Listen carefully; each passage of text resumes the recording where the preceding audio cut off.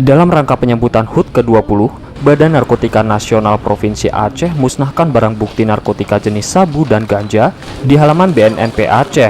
Pada Kamis, 24 Maret 2022, pemusnahan narkotika tersebut dijadikan sebagai wujud dari komitmen BNNP Aceh dalam memberantas perkara narkotika hingga ke akar-akarnya. Kepala Bidang Pemberantasan BNNP Aceh, Kombes Pol Mirwazi mengatakan, barang bukti yang dimusnahkan ialah narkoba jenis sabu seberat 14 kg dan narkoba jenis ganja seberat 16 kg.